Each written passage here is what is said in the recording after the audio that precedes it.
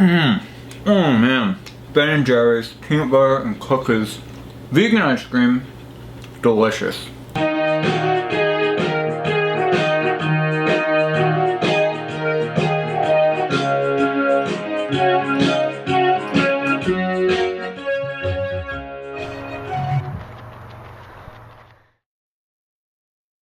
Hi there, Coach Sage of SageRunning.com here with another training talk. Today we're going to talk about 5K training workouts, and I've done a couple videos on this before where I've mainly emphasized the base building, aerobic base building phase in the early stages of your 5K plan, but I kind of didn't focus as much on the higher quality speed workout sessions, Vo2 Max sessions so to speak, and kind of the race specific things that really get you in good 5K shape or 2 mile shape if you're a high school runner. A lot of high school runners run the 2 mile or 3K, but this is also mainly for you 5K runners, cross country, track, or road running 5K. So here we go.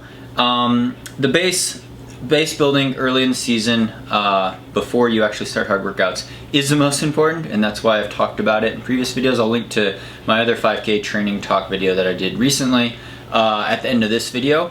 But I just wanted to emphasize that a lot of easy running, a lot of building your weekly mileage up to higher amounts than you have before is going to pay dividends later on. We used to say, my college coach in cross country used to say that cross country is a summer sport. Sorry, cross country is a summer sport that's played out in the fall. That means if you do your homework, aerobic base building, easy mileage running in the summer, it really pays off in the fall and lets you get through that whole season without peaking too soon and being able to sustain your fitness and peak at the right time during the championship when you want to run your fastest and best performances.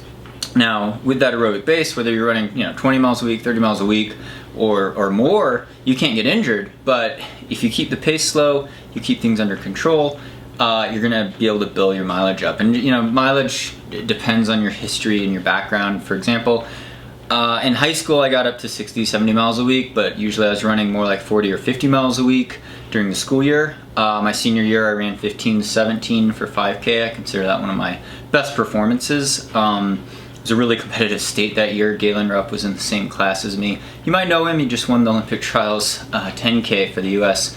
He won the marathon trials as well. But yeah, I progressed into college after that, and I mean, we were running 80, 100 miles a week, training for 8K cross country, training for 5K, 10K on the track.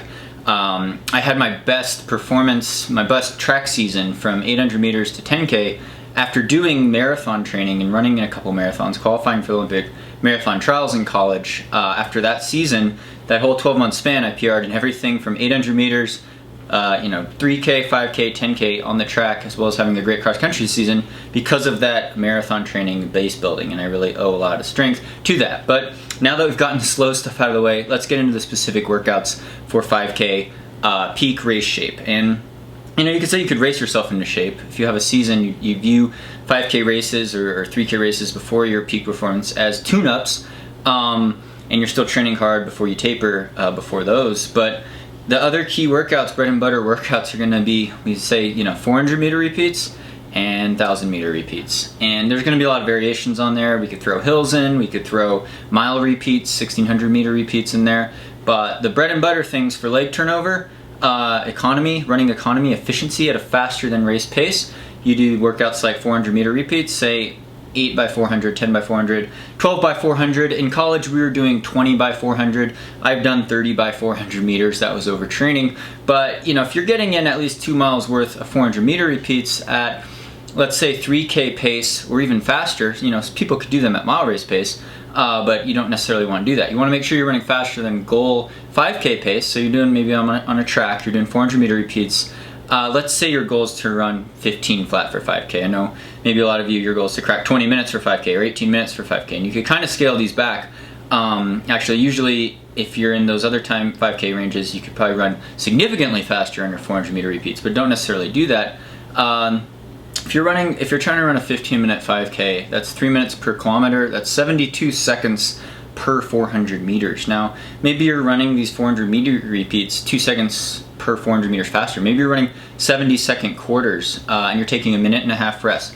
Nothing crazy intense. You're not trying to sprint these 400s. You're trying to get in a volume of fast-paced work that's at least at least 10 to 12 or 16 seconds per mile faster than your goal 5K pace. That's also 448, 1600 pace, or about 450 per mile pace. So you're running these workouts closer to 440 or 436 mile pace for 400 meters at a time with a minute and a half rest. You don't want to develop lactic acid. You don't want to be burning your muscles, tying up and losing form. You want to run with good form on these. So it's about running with good form, moving the legs faster than race pace, getting that neuromuscular coordination in for running economy, but also working up your heart and lungs. You're going to be breathing pretty hard the last 150 meters, maybe even the last 200 meters of each 400 meter repeat, but not to the point where you're developing huge amounts of lactic acid. So you start doing those sparingly, but it's an efficiency workout. Now on the other side of the coin, you're trying to peak for 5K race performance, you have to do some Vo2 Max types of workouts. Vo2 Max is basically all out, or aerobic capacity, so to speak. Really trying to get the heart rate up over 95% of maximum, really trying to hang out there for minutes at a time, usually at least 2 or 3 minutes is ideal, close to all out, not all out, but enough that you could hold form. You're developing some lactic acid, but that your heart rate is very, very high for these minutes on end, and you're trying to get in these sessions. So 1,000 meter repeats has always been a bread and butter one for me. In high school I was doing 5 or 6 or even 8 by 1 kilometer repeats with a 2-minute rest. In college we were doing 10 to 12 by a kilometer.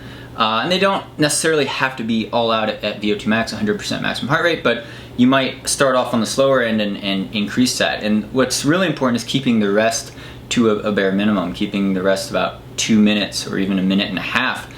So if you're running 3-minute kilometer pace, your rest is significantly shorter than the time spent running hard. And so it's a hard workout. It gets progressively harder as you go on, and your heart rate isn't all the way back to full recovery mode between each rep because you have that limited recovery. So it keeps the heart rate elevated over time, and you get these nice heart rate spikes as you do each interval. The rest could be the interval, but also the harder running segment of running the kilometer at around 5K to 3K race pace, or at least 5K goal pace, is very, very specific to racing the 5K. And you have a lot of confidence if you do 6 by a kilometer or 8 by a kilometer at 5K goal pace, and then you're like, okay, on race day I got to use adrenaline to string 5 kilometers all together all at once at this pace. But I've already done more volume. I've already done 8 kilometers worth of this volume just with a 2-minute rest between each kilometer. I've done it in practice. Then you could apply it for race day, but very, very specific workout to racing the 5K. And we could go on to adding in some 1600 meter repeats. And again, these workouts, they don't have to be done every week. They could be done on a once every 8 days or once every 10-day type of cycle. And you're also mixing in some long runs and tempo runs, maybe a 20-minute tempo run at about 10K pace plus 10 to 15 seconds per mile slower than 10K goal pace. You might have to extrapolate whatever that is if you've never raced the 10K. But these are the bread and butter workouts for running a successful 5K. It takes a lot of leg speed, a lot of efficiency, but still a lot of stamina and endurance, especially if you're a younger runner, if you're in middle school or high school. The 5K is a pretty long distance event. You never run over 3K or 2 miles on the track very often. I only ran a handful of 5Ks on the track in high school, but you do run them in cross country a lot. And it's something in college I was able to transition. My college progression wasn't real great though, because I only got down to 14:29 for 5K in college, which D1 college runner, that's nothing to write home about at all. But in the 10K I could do more. I could string to sub 15-minute 5Ks back to back. 10K I ran 29:47 and won the Ivy League conference, which I'm proud of because the track was never my forte, but it's applicable to 10K cross country running and 10K road racing as well. So if you have that 5K Vo2 Max, you're revving the cardiovascular engine, so to speak, getting the heart nice and strong, getting the lungs nice and strong, but building efficiency overall, being able to dissipate lactate, being able to run at a fairly high velocity for whether it's, you're going for a 15-minute 5K or you're trying to crack 20 or 25 minutes for a 5K. It's still a very high-end, intense type of race, and it's something that I really would dread but also really love. But now that I do longer distances, it's even hard for me to think about that. But those are the track workouts that I found were most effective. A lot of training books, Jack Daniel's distance running formula, a lot of coaching programs are going to have, collegiate programs are going to have those types of workouts in their structure. I mean, there's going to be variations with the 400-meter repeats, maybe you're doing 200-meter repeats even. Maybe you're doing 600-meter repeats. Maybe you're doing hill repeats at some stage. And you know, mixing it all together is kind of the true art of coaching behind just the science. But having that mix is important, and having those elements of running faster than race pace, running pretty much at race pace, and then running just a tad slower than race pace are going to be really key, as well as, you know, most of your miles being really easy and relaxed, and, you know, pushing that mileage range, higher mileage, more strength, doing long runs, doing some more traditional marathon training early on in the season before doing a ton of speed, but always having some speed efficiency in your stride, and being able to capitalize on that and pull that out is also important, as well as staying healthy. So thanks again for all the support on here. Thank you for all the Patreon supporters. You guys have been super generous, and I can't thank you enough. There's going to be some an exclusive video coming out for you guys, just for you guys on Patreon, as well as exclusive Instagram posts and access to other training features. Thanks again for the support on here. Thanks for all the subscriptions. I'm still recovering from Western States. It's been a big learning experience. I'm still trying to absorb it, but I've been riding my bike, been being active, been eating ice cream, Ben & Jerry's vegan ice cream. I just realized the light changed and I'm totally blown out here with a lot of white light coming in, but yeah, it's been an amazing journey. I'm letting my endocrine system kind of reset after that Western States 100 race and the puke fest that ensued. But thanks again. All the feedback and supportive comments have really helped uplift me, and it's been really inspiring to see. We're still working on Western Stories footage for the film project that we'll post on YouTube later. It's going to be a lot of work, but we're collecting that together. Thanks again for all your support on here. Hope your running's going well. Happy 4th of July to everyone out there, and stay tuned for more Vo2 Max Productions.